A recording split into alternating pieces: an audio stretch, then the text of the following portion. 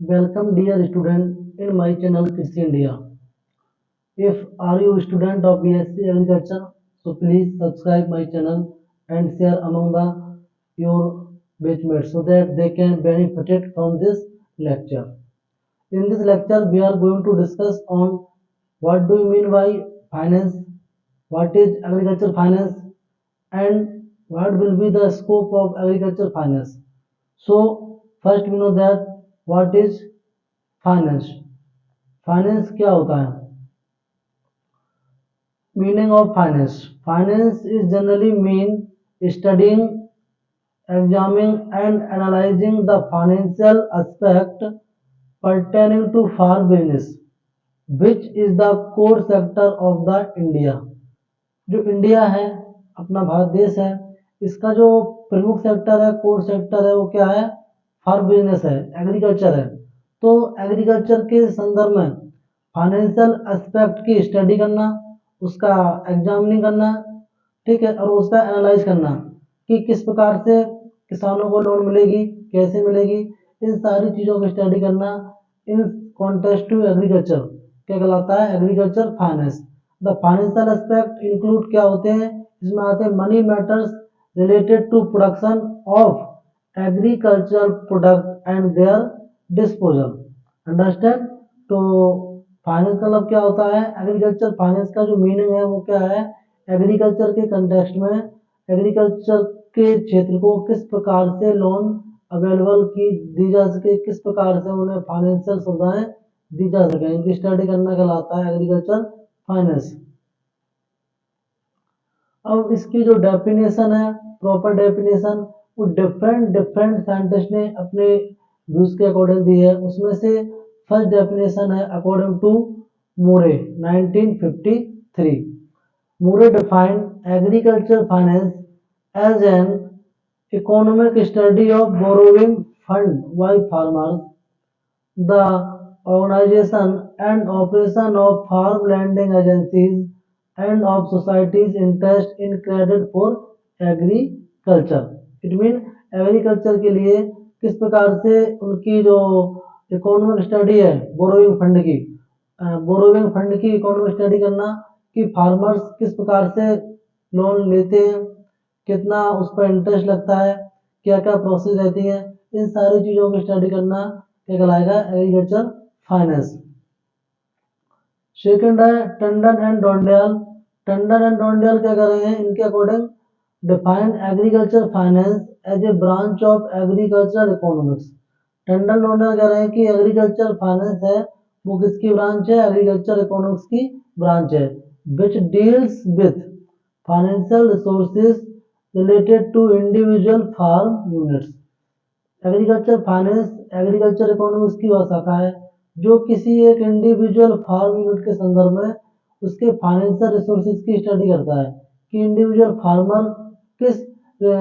कहाँ से किसके माध्यम से किस प्रकार से लोन लेता है उसे बोलते हैं agriculture finance according to Tandon and Dhondyal so this two was the main important definition of agriculture finance so all these two definitions should be remember at the tip of the tongue for every students so please remember this two definition this is very simple and easy given by the different scientists now we know that nature and scope की बात करते हैं तो इसमें आता है कि जो एग्रीकल्चर फाइनेंस है उसका नेचर कैसा है इट मीन ये कैसा है माइक्रो फाइनेंस है और मैक्रो फाइनेंस है कैसा है एग्रीकल्चर फाइनेंस को दो पार्ट में डिवाइड किया गया है माइक्रो फाइनेंस में एंड मैक्रो फाइनेंस में अब देखते हैं कि माइक्रो फाइनेंस क्या होता है और मैक्रो फाइनेंस दोनों में क्या डिफरेंस है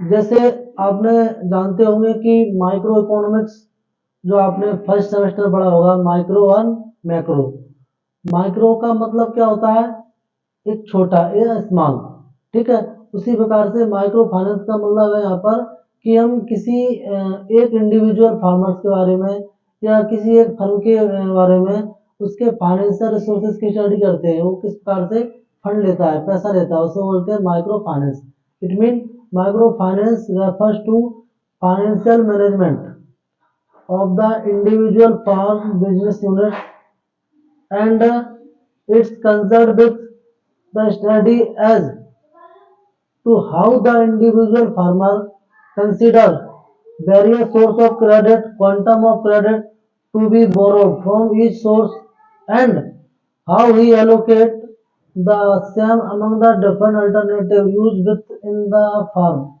It is the also concerned with the future use of fund. It mean micro में कह रहा है कि कोई इंडिविजुअल फार्मर है, वो किस प्रकार से लोन लेगा, कहाँ से लेगा, कितना लेगा, और वह उस लोन का किस प्रकार से यूज करेगा। इसमें हम केवल किसी एक फर्म के बारे में स्टडी करते हैं, उसे बोलते हैं माइक्रो फाइनेंस।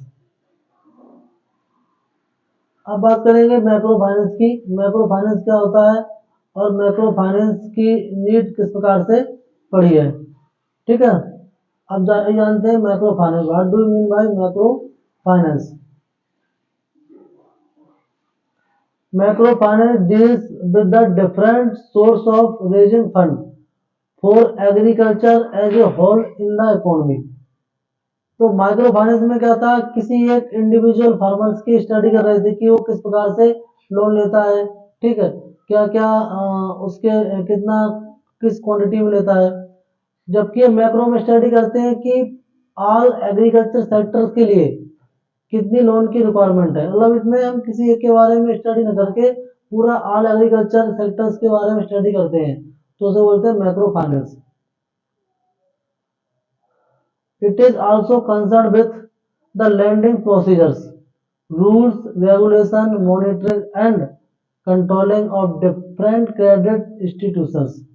इसमें ये भी कंसिडर करते हैं कि डिफरेंट इंस्टीट्यूशंस हैं, उनकी लोन देने की प्रोसेस क्या है, क्या उसके रेगुलेशंस हैं, क्या उसके रूल्स हैं, क्या उसकी मॉनिटरिंग है।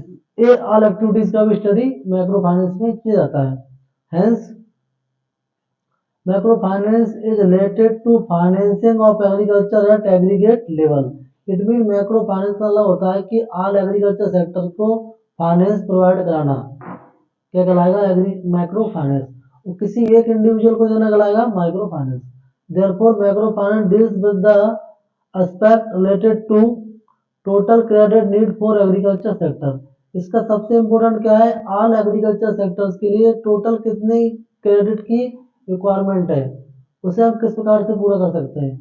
ये सारी एक्टिविटी का स्टडी करना मैक्रो फाइनेंस कहलाता है, ठीक है। माइक्रो में क्या होता है, किसी इंडिविजुअल के बारे में स्टडी करते हैं। मैक्रो में क्या होता है, ऑल एग्रीकल्चर सेक्टर्स की रिक्वायरमेंट क्या है फॉर द फाइनेंस। अब देखते हैं कि इसके क्या सिग्निफिकेंस हैं एग्रीकल्चर फाइनेंस के। जब फाइनेंस किसी फार्मर्स को मिलेगा तो उससे क्या क्या उसको सिग्निफिकेंस होंगे। नंबर फर्स्ट सिग्निफिकेंस क्या है, agriculture finance assume vital and significant important in the agro socio economic development of the country both at macro and micro level. मतलब ये होगा कि एग्रीकल्चर फाइनेंस अवेलेबल होगा तो क्या होगा, सोशो इकोनॉमिक डेवलपमेंट हो जाएगा मैक्रो लेवल पर और माइक्रो लेवल पर, दोनों स्तर पर। दूसरा क्या है, it is playing catalytic role in strengthening the farm business and augmenting the productivity of इसका रिसोर्सेज। जो हमारे पास रिसोर्सेज हैं उनकी प्रोडक्टिविटी को क्या करता है, बढ़ा देता है, और फार्म की जो प्रोडक्टिविटी है वो भी बढ़ती है, क्योंकि जब फाइनेंस हमारे पास अवेलेबल होगा तो हम हाई क्वालिटी के सीड फर्टिलाइजर को परचेज कर सकते हैं, ठीक है। थर्ड है, use of new technology input purchase through farm finance help to increase the agriculture productivity. Third important क्या है फाइनेंस का, जब फाइनेंस अवेलेबल होगा तो हम न्यू टेक्नोलॉजी को अडेप्ट कर पाएंगे, और फाइनेंस नहीं होगा तो न्यू टेक्नोलॉजी को अडेप्ट नहीं कर पाएंगे। तो इसका मतलब ये हुआ कि हम नई नई तकनीक का, अच्छे अच्छे सीड्स का, फर्टिलाइजर का उपयोग करके अपने प्रोडक्शन को बढ़ा सकते हैं। फोर्थ है, accretion to in farm assets and farm supporting infrastructure provided by large scale financial investment activities result in increased farm income level leading to increased standard of living of the rural masses। तो मतलब ये कि जब farmers को के पास पैसा रहेगा तो क्या होगा, उसकी प्रोडक्टिविटी बढ़ेगी, प्रोडक्टिविटी बढ़ने से क्या रहेगा, उसकी जो स्टैंडर्ड ऑफ लिविंग है वो बढ़ जाता है। इसका मतलब ये फार्म फाइनेंस से क्या होता है, फार्मर का स्टैंडर्ड ऑफ लिविंग इंक्रीज होता है। फिफ्थ है, farm finance can also reduce the regional economic imbalance and is equal equally good at reducing the inter-farm assets with wealth variation. ये कह रहे हैं कि जो डिफरेंट रीजन है उसमें जो एग्रीकल्चर की टेक्नोलॉजी में या उसकी जो प्रोडक्शन में जो वेरिएशन रहता है उसके जो वेरिएशन को फार्म फाइनेंस के द्वारा दूर किया जा सकता है। इट मीन कोई एरिया अधिक डेवलप होता है, कुछ एग्रीकल्चर के एरिया ऐसे यहाँ पर वो क्या है बहुत पीछे हुए ट्रेडिशनल फार्मिंग को अपना रहे हैं, तो फार्म फाइनेंस से क्या होगा जो रीजनल इकोनॉमिकल इम्बैलेंस है उनको हम इम्प्रूव कर सकते हैं। Six is farm finance is like a lever with both forward and backward linkage to the economic development at micro and macro level। Micro and micro level पर farm finance जो है बहुत ही बड़ा प्ले रोल करता है पूरे economic development के लिए। As Indian agriculture is still traditional, जो भारतीय कृषि है अभी भी क्या बहुत परंपरागत है, पुरानी है। And subsistence in nature agriculture finance need to create the supporting infrastructure for adoption of new technology. ये कह रहे हैं कि जो एग्रीकल्चर सेक्टर है वो कैसा है, बहुत ट्रेडिशनल है, पुराना परंपरागत है, उनको हमें रिप्लेस करने के लिए फार्म फाइनेंस की आवश्यकता होती है जिसके द्वारा हम नई नई टेक्नोलॉजी का उपयोग कर सकते हैं।